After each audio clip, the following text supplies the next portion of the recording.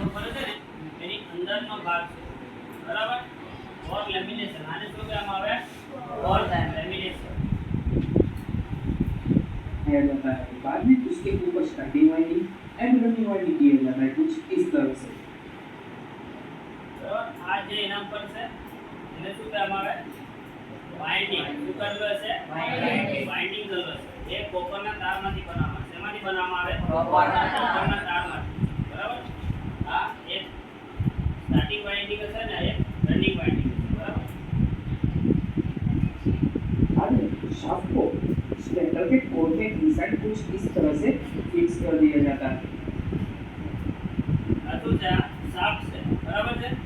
આ વસ્તુને પકડવા માટે એક શાફ્ટ હશે બરાબર એના ઉપર આખો રોડ જોઈ શકે છે ને ઉપર એ રીતના એક આ સીધું રોડ હશે બરાબર શાફ્ટ કહેવામાં આવે एंड वाइंडिंग के व्हील को बाहर कुछ इस तरह से निकाला जाता है ફાઇન બરાબર ત્યાર પછી ડીજે પર આવ્યું બરાબર ડીજે જોયું છે ને બધા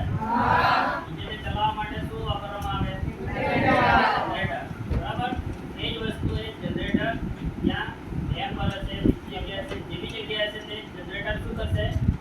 ઇલેક્ટ્રિસિટી ઉત્પન્ન કરશે શું કરે ઇલેક્ટ્રિસિટી ઉત્પન્ન કરે જેવી રીતના ખાલી જનરેટર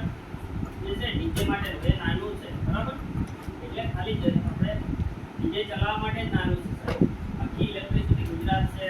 ભારત છે એવી જગ્યાએ ચલાવવા માટે ઘણી બધી વીજળીની જરૂર પડે બરાબર ને એના માટે શું હોય મોટા મોટા ટર્બાઇન શું હોય મોટા મોટા ટર્બાઇન